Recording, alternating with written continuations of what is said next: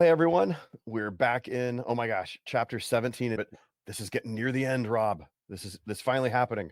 I want to say Rapture? we started the rapture. It is. I read a newspaper article, so it's obviously happening. Yeah, yeah. But I want to say we started this. It had to have been like last February or March, because that's when Just a few weeks I was ago. Yeah, we moving. started like Yeah, in February, March. So of yeah, 2023. So like this is a year-long process. yeah. Anyway, chapter 17, they start talking about the Great Prostitute. This is a big deal. What is it? And is this more stuff that we're gonna have to unlearn in order to relearn? We've been doing that a lot so far. Yeah, I think so. This chapter is extremely critical to understanding the book of Revelation as well as understanding what it means for us today. We get caught up in the beast and 666 and all that good stuff and the Armageddon and the Antichrist and all that good stuff. This chapter might be actually more critical than Mhm. those chapters. I really believe that's the case. So let's start, Vinny, by reading the first 6 verses of chapter 17 and we'll get into it. By the way, happy Valentine's Day, sweetheart. And to you, my love. You should have Okay. chocolates showing up on your doorstep. What I should have done, I should have been like, was that one place you bake it at your home, but they do like a heart-shaped pizza? That would have Oh, been like yeah, right yeah, up your yeah. alley. Papa Yeah, Murphy's, see? Papa Murphy. You I can I make should you have Papa Murphy's. I should that have one sent to it to you. you. You're the co-host. You're the one that's giving I all your can't eat time. pizza anymore, remember? My Oh, that's stomach a good issues. point. See, Well, you're I'll do it teasing me for now. you though, and just send it to myself.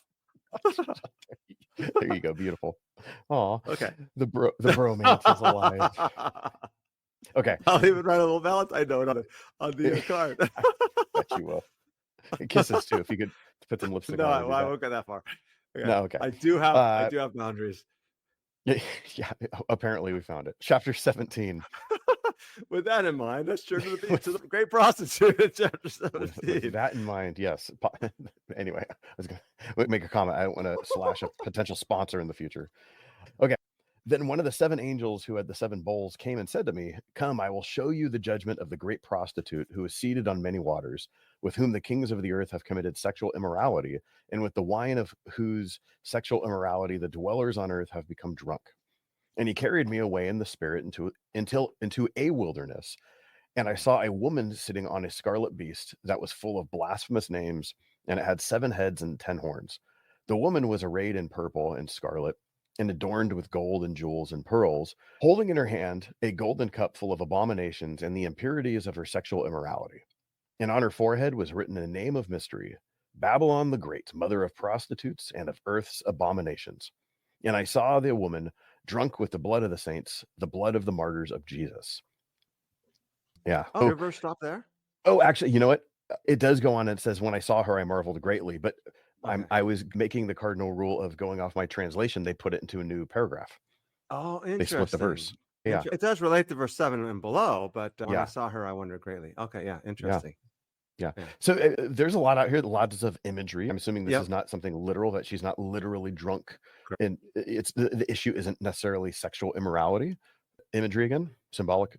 This imagery is really deep. In fact, as we go through the chapter a little bit further, it gets even more difficult.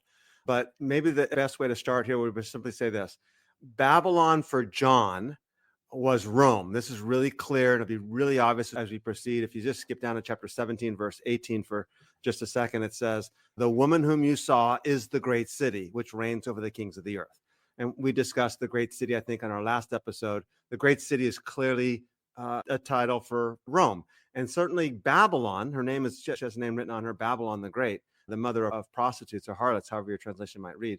And Babylon, as we discussed already, Babylon's an epitaph for Rome. Peter seems to use that in 1 Peter 5. I think maybe it's verse 13. She who is in Babylon sends her greetings. That's got to be Rome. And it was used that way not only by Christians. And in chapter 17, verse 9, it says that the woman sits on the 7 heads, and the 7 heads are 7 mountains, and they're also 7 kings.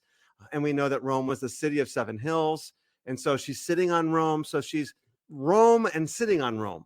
So the question then becomes, what does it mean for today? And that's what we really want to unpack as we proceed. Let me give you a couple of quotes. One scholar says this: while John saw Rome as an embodiment of Babylon, the ideological significance of Babylon extends far beyond the historical capital of the Roman Empire. Rather, Babylon exists wherever socio-political power coalesces into an entity that stands against the worship of Yahweh alone. Babylon expresses God's judgment on all human attempts to displace God from the center of reality in favor of human power and human power arrangements. Now, that sounds really good, but that also might be a little bit abstract. Okay. So another biblical scholar says it this way.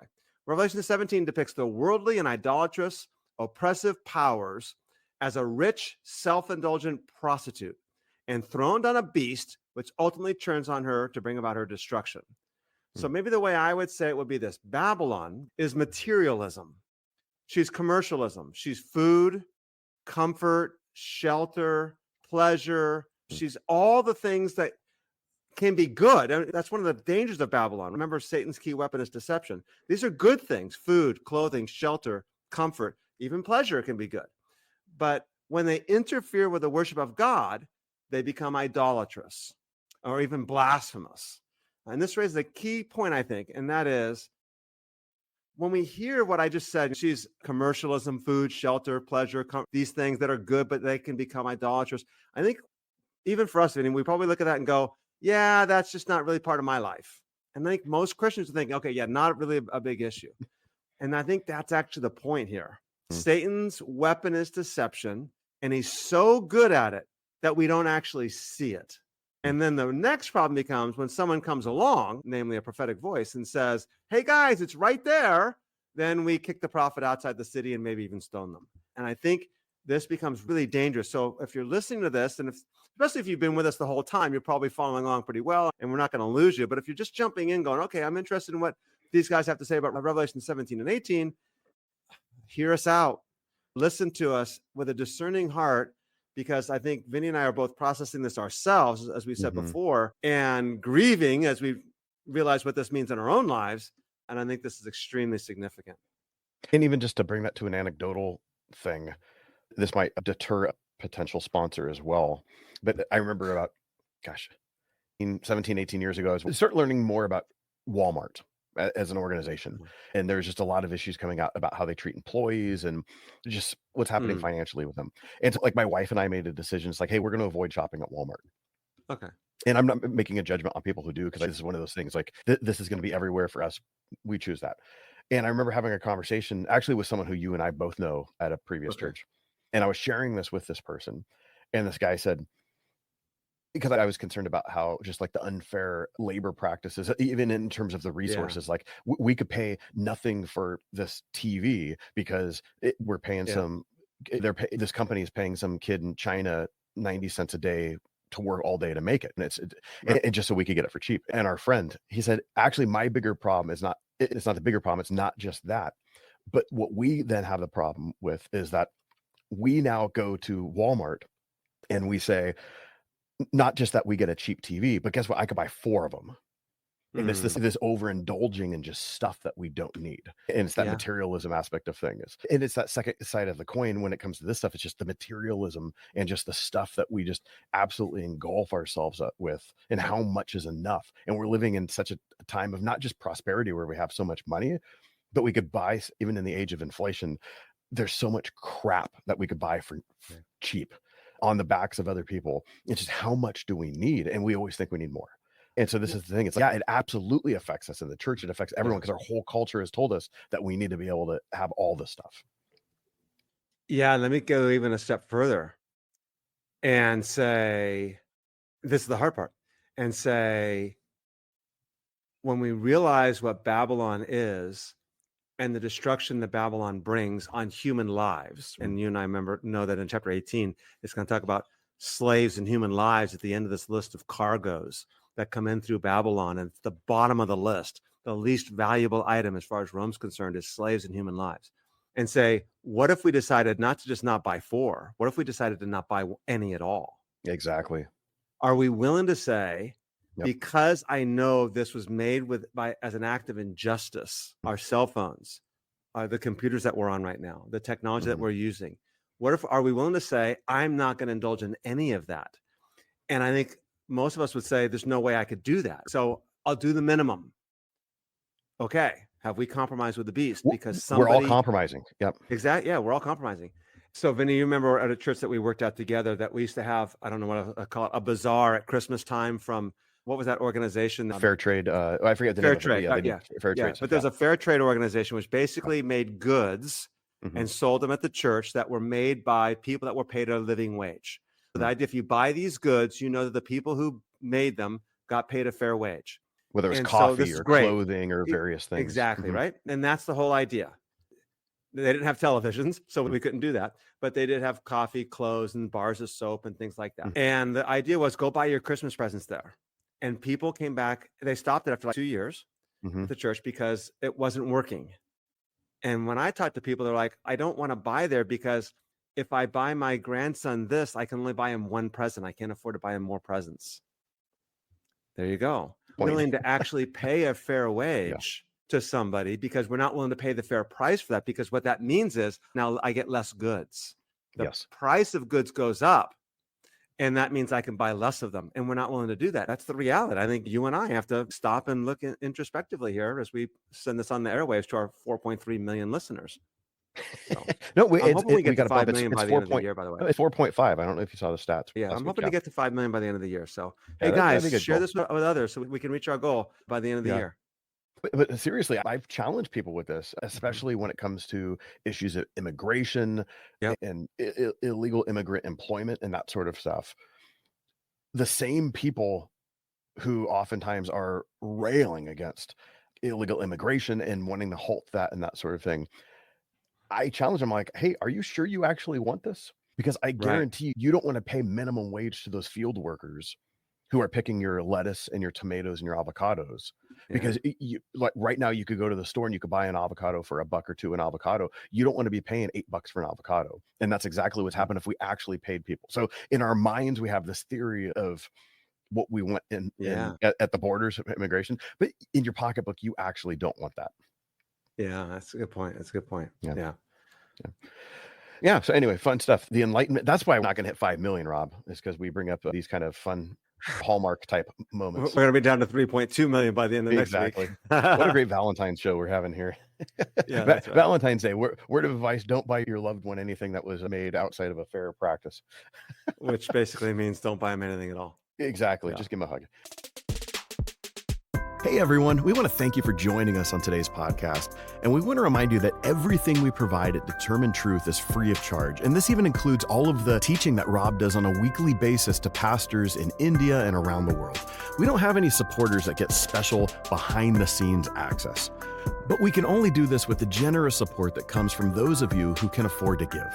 So if you would prayerfully consider supporting us with anything from $5 a month or more, we will continue to work hard to challenge the church to be the church. To give, go to determinedtruth.com and click on the Give tab, or follow the link in the show notes. Okay. Yeah. One of the things that we've talked about going all the way back to the intro to Revelation, and we always try to highlight it in significant parts, but your theory is that Revelation is marked out in 4 sections. And there's different scenes that happen. Yep. So what is happening in chapter 17? What scene are we in? And has anything happened here that's significant? So this is really critical to understanding what happens from this point forward in the rest of the book now also. We talked about the 2 stories and how that was important to understand 4, 5 through 6, 7, and the middle chapters of the book. So now we have 2 scenes at the end of the book. And again, the scenes are clearly marked out because John's taken to a new location. Patmos in the first scene. He's taken to heaven in chapter 4, verse 1.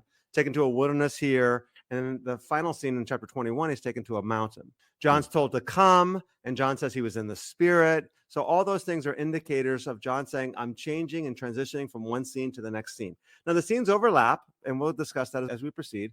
So the 7 angels who had the 7 bowls from the second scene tells John, hey, come here, and I'll show you the bride, the great harlot. So in this third scene, which is not necessarily a story, we call the first 2 stories, but that's okay. Chapter 17, 1 through 19, 10. I know you're listening and you might not be marking it down or whatever, but if you have a Bible, make that as a mark. 17:1, beginning of third scene, 19:10, end of the third scene. John is told that he's going to be shown the judgment of the great prostitute who sits on many waters. And he's taken into a wilderness and he sees a woman sitting on a scarlet beast.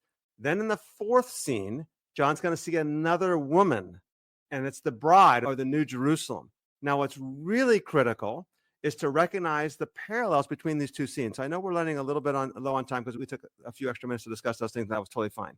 But let's read briefly, Vinnie, if you want to read chapter 17, 1 through 3. And then I'll read 21, 9, and 10. And then I'm going to ask, hey, what kind of things did you notice in common? 17, 1 through 3, and then 21, 9, and 10.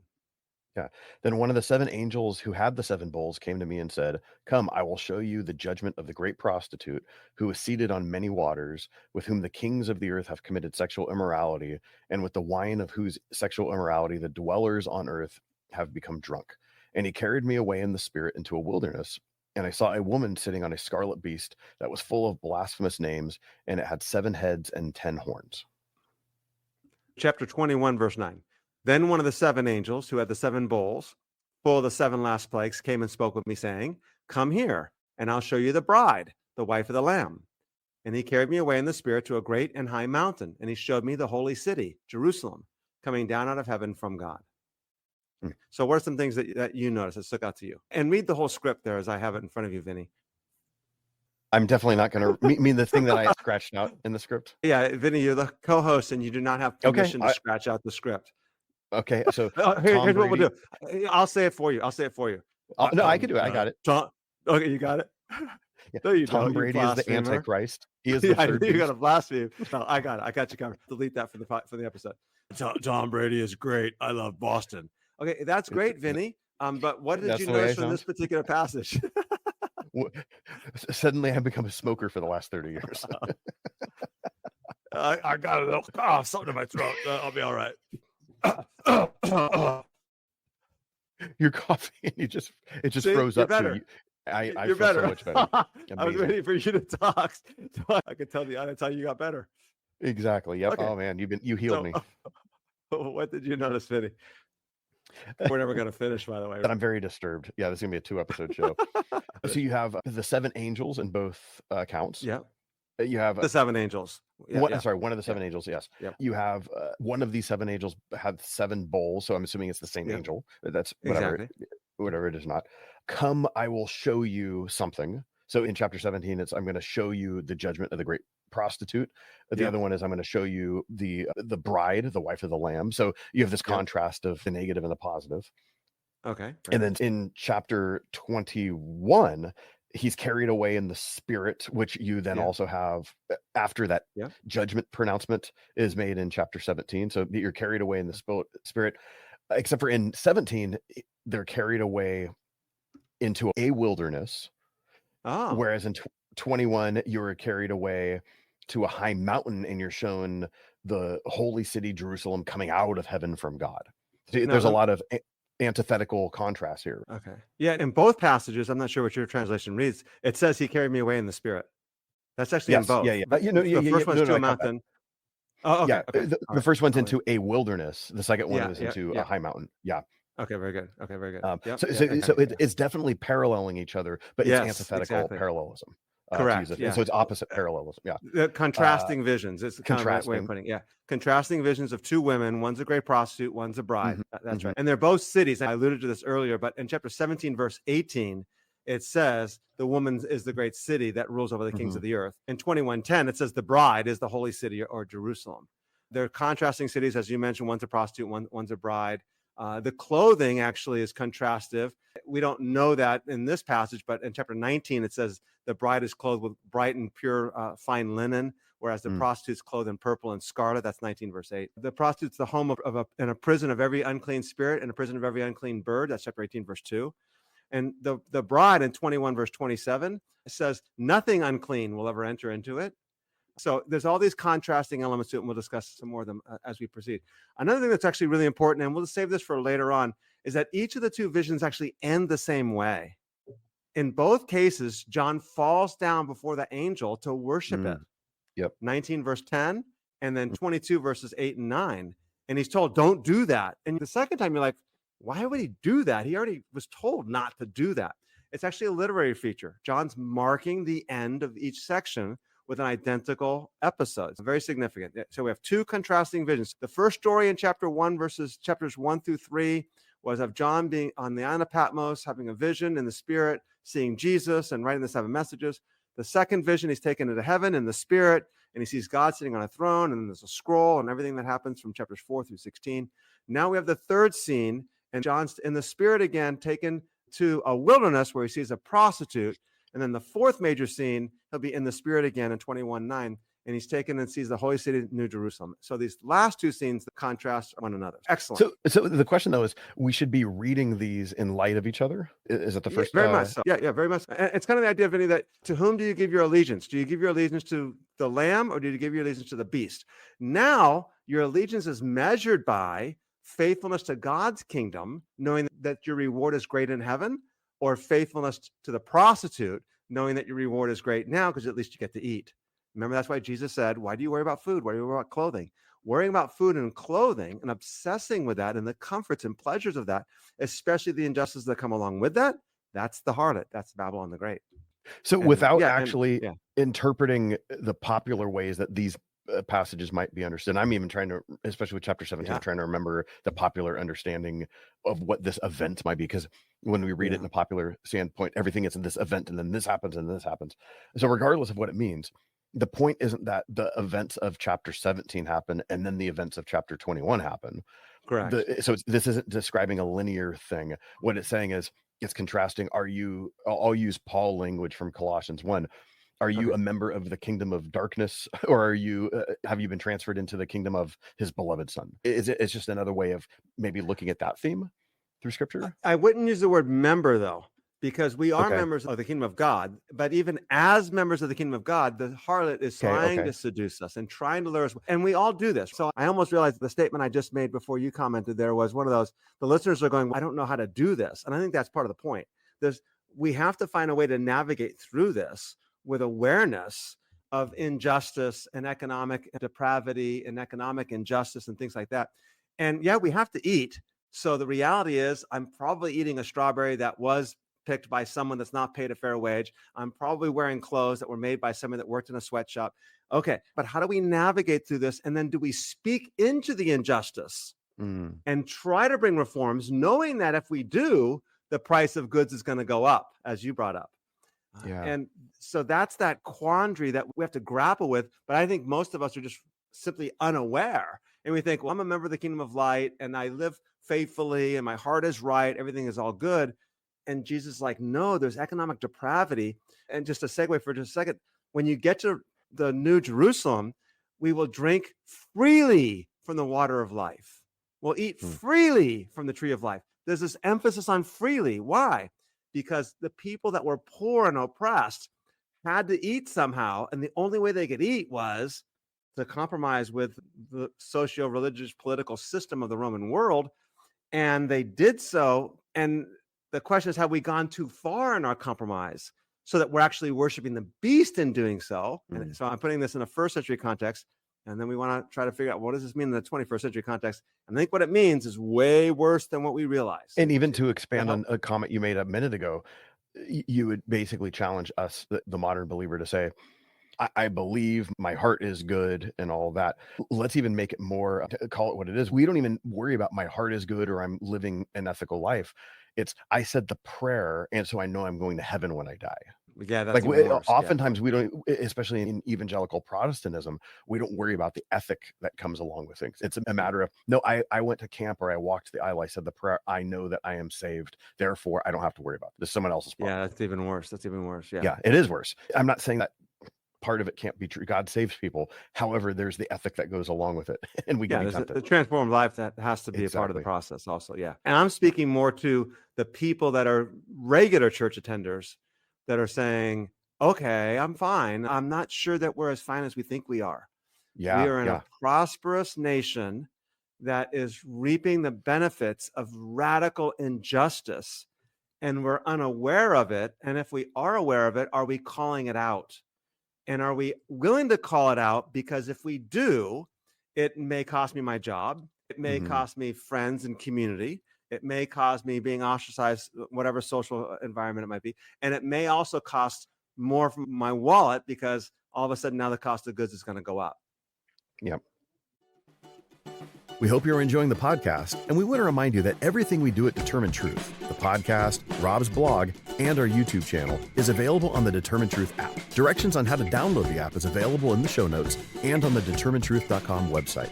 Just click on the app tab. So I remember way back when, and I forgot when we had Dr. Alan Bandy on, and he was talking about divine law court. How does that play into the section that we're in now? So this entire scene or story, whatever we want to call it, of the harlot Babylon, chapter 17:1 through 19:10, is actually framed as a courtroom scene.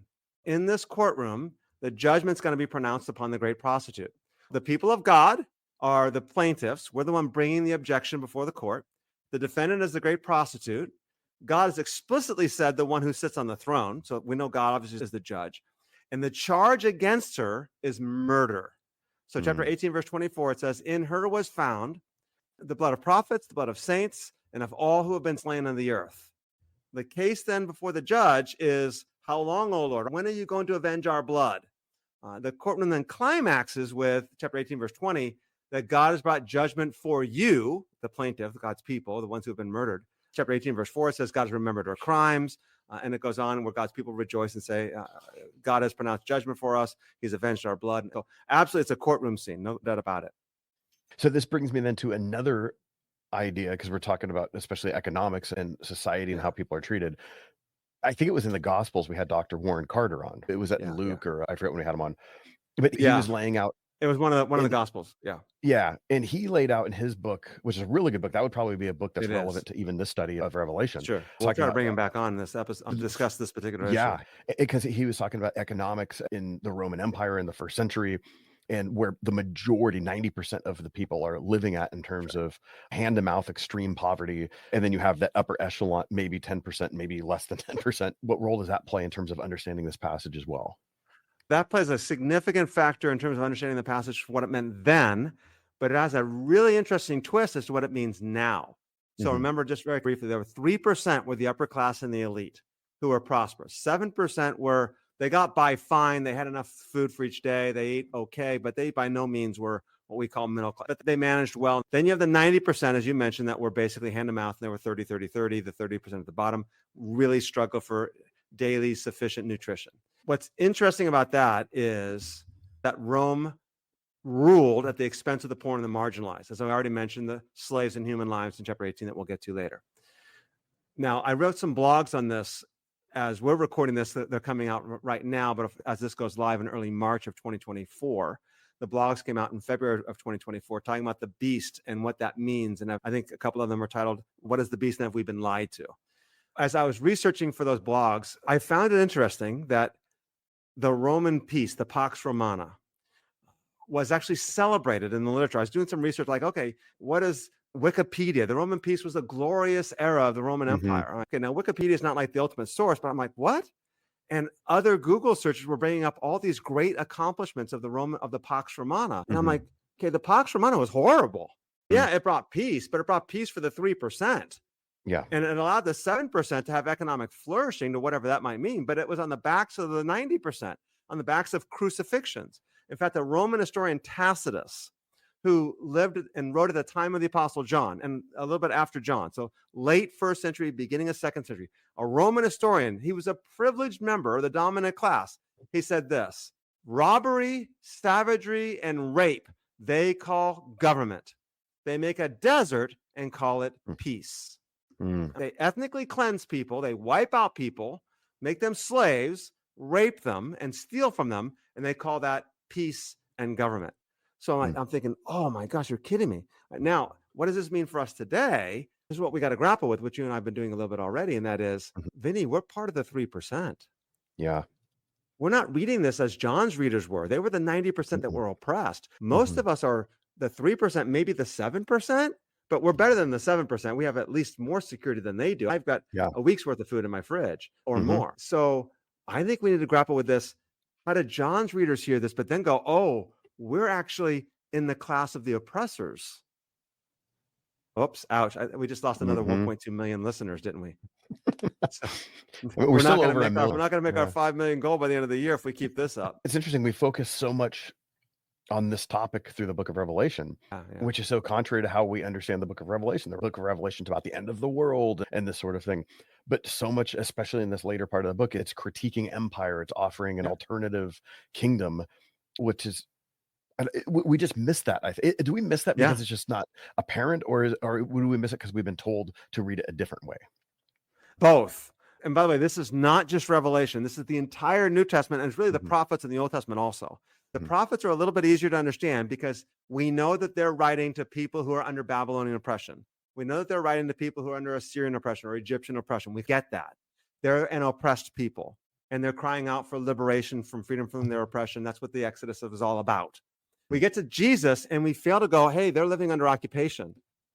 They're living under foreign oppression. They still are. We forget that because we've made Jesus about salvation, praying a prayer, dying on the cross for your sins so that we can be saved and go to heaven when we die, which is true, but it's not the whole story by any stretch of the imagination. We fail to recognize that Jesus comes in and says, I have good news for the poor, which he meant the ones who are being oppressed by Rome.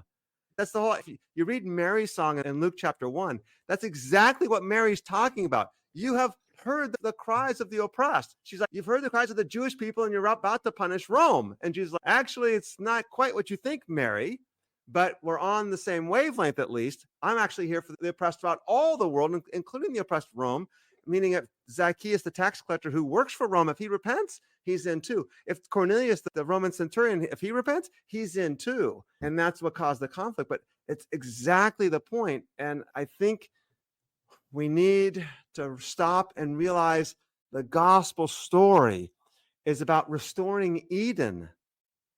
And the ideal of Eden, which was in the Deuteronomic law, was there shall be no poor among you. And I think we've discussed this here, but often when I teach, I'll use the example in Luke chapter 7, where Jesus raises this young man from the dead. He went over to the coffin, he touched the coffin. The story is not about Jesus raising the young man from the dead. It's about his mother. It says she was a widow, and this was the only son of his mother, and she was a widow. It's like, why are we stressing the condition of the mother? Because she is the definition of poor. She has no male to provide for her. This is her only son, and he's dead. And she's a widow. She has not only no one to provide for her, but she has no legal protection if someone wants to take advantage of her because she doesn't have the financial wherewithal to protect herself. So Jesus felt compassion for her. In the Gospel of Luke, compassion only occurs 3 times.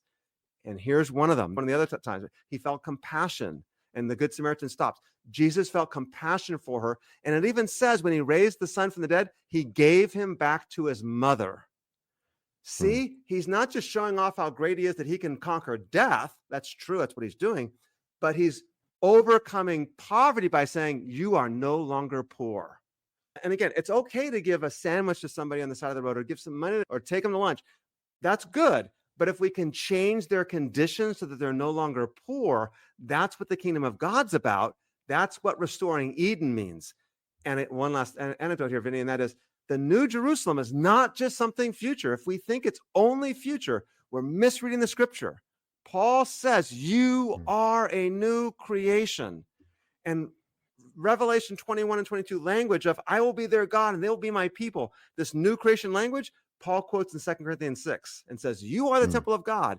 As it is written, I will be your God and you'll be my people. That's quoting Ezekiel 37 and and Leviticus 26. Thank you. Jeremiah 37 and Leviticus 26 is what he's quoting there. And the idea, this is the restoration of Eden. Jeremiah 26, by the way, has Eden language. I will walk among them, which is the language of God walking in the Garden of Eden. The point of that is that with the coming of Christ, the Eden is being restored. God's restoring his kingdom to the earth, and we are the means by which that's supposed to happen. And therefore, we do cry out against injustice. We do cry out against war. We're supposed to be a prophetic voice. But we're also in the midst of Babylon, and the horror that is all around us. And guess what? I think she's winning. Yeah, and I'm speaking from my own life. I think she's winning.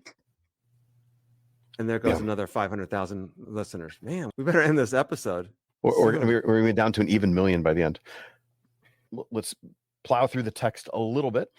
17 verse 3, that's an important passage. It says, he carried me away in the spirit, and I saw a woman sitting on a scarlet beast that was full of blasphemous names, and it had 7 heads and 10 horns. What's the importance of John being taken into the wilderness to see this? And I just actually alluded to that in the previous statement that I didn't realize it was the next topic that we wanted to discuss. So here's the deal. The wilderness is where the people of God are. I have not found this. I mentioned this to you before. I have not found this in any commentary. I don't think any other scholar that I've known has recognized this. But the word wilderness occurs 3 times in the book of Revelation. The first 2 are in 12:6 and 12:14. both describing the woman, the people of God, who was clothed with the sun. She was taken in the wilderness where she had a place prepared by God. So there she might be nourished for 1,260 days.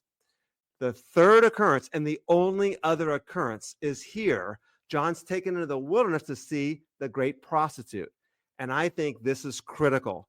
The great prostitute is where the people of God are. We shouldn't think, oh, the heart of Babylon, it's Rome, it's Vegas, it's going to these places, and don't indulge in prostitution and all these wicked things. The harlot is in the middle of the wilderness, and the wilderness is where God's people are.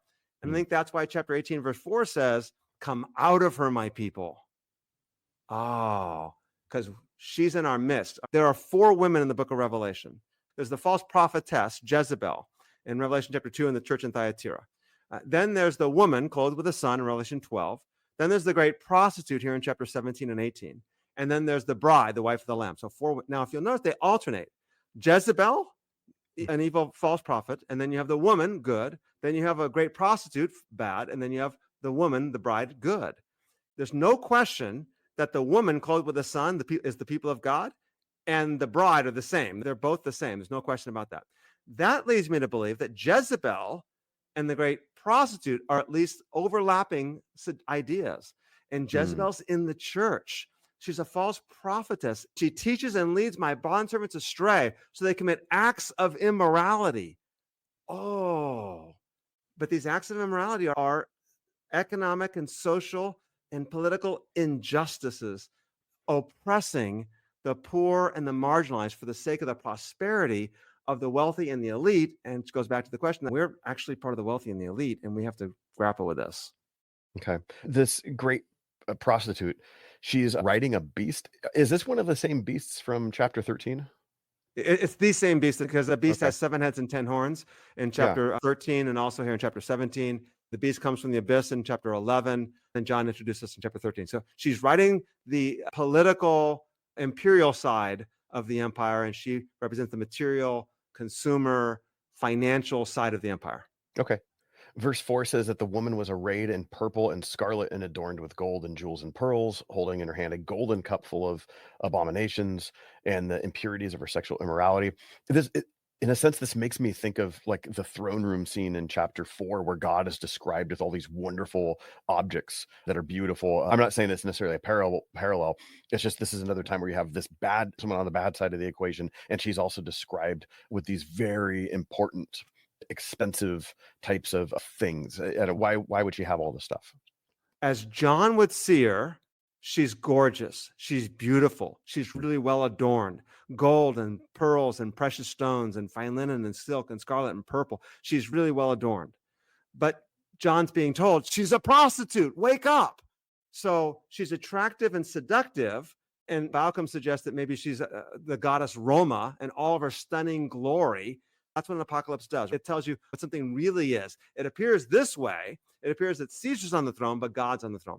It appears that this woman is gorgeous and beautiful, but she's a prostitute and she's seductive. And guess what? She's got in her hand a gold cup full of detestable things.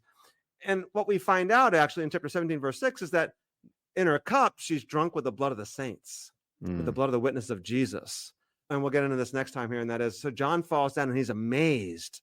He's marveling, depending on your translation. He's, oh, wow. And he's attracted. He's being seduced. And the angel's going to say, oh, why are you amazed? We'll pick it up there next time. How's that? Interesting. Okay. That was a lot to process. I think we should stop here. I was going to say that's going to get so much more difficult. Yeah, it's going to get so much more difficult. And then let's save the rest for next week. We'll go through chapter 17 the next week. We're going to finish this in a couple weeks. Chapter 17. Yeah. And maybe we'll have 5 million listeners by then. We'll get it back up there. Yeah, we'll do our fundraising, our spring fundraising. Awesome. So I feel like we've been sprinkling application points throughout the text, because I don't think if you accurately understand it, you cannot come up against an application point. But is there anything to drive home? No, I think we've done enough already. We've beaten the sheep enough and given them enough to go, what do I do? And I think you and I have to go, what do we do now? Yeah. I'll add one thing, Vinnie, and that is, I'm struggling personally just having a meal going, I'm eating this good food and the kids in Gaza have no food at all. I'm here doing this and they have no home. It's a struggle. And it's just, and I know it's because of American taxpayers' money that's going to blow these people up. And what are we doing about it? So I'm struggling with that. Even like I shared with you a couple weeks ago, I was diagnosed with a hiatal hernia, nasty thing, and it's completely altered how I have to eat for the rest of my life. It's not going to be repaired. That's just what it is. And I've even thought it is very expensive to eat healthy because I have to eat extremely healthy and extremely limited now. And I'm like, man, the majority of people in America, especially the poor, we train them to eat crap. Why is it that we have fast food places everywhere in poorer communities? It's so much easier to eat chicken nuggets and cheeseburgers every day, and it's so much cheaper. It's funny, it's still expensive to eat out, but man, it is to eat the way I need to eat in order to not have acid reflux and all this. I'm spending so much more money on food now to make sure I'm buying good quality food and certain things. And even there, but I'm fortunate. This is something that's not really making a dent in our finances. I could just do that. And even there, just the layers of it. What about all the thousands of people who have hiatal hernias who are low income and they can't afford that? So the fun times. Okay. So next week we'll continue to get through chapter 17 and see more marveling and see what the angels asking. That was a good teaser, man, about John, about the marveling. So I'm excited to get into that one. Oh, cool. Starting in verse 7. So cool. All right, everyone. Hope you have a good week. We'll catch you guys next time. I want to thank you for joining us on today's podcast, and we would love for you to share the work of Determined Truth with others. Please follow this podcast and give a review on iTunes, Spotify, or wherever you get your podcasts. Your review will go a long way towards helping others find this podcast. Then share it with others so that we can get the word of the gospel of the kingdom to more people.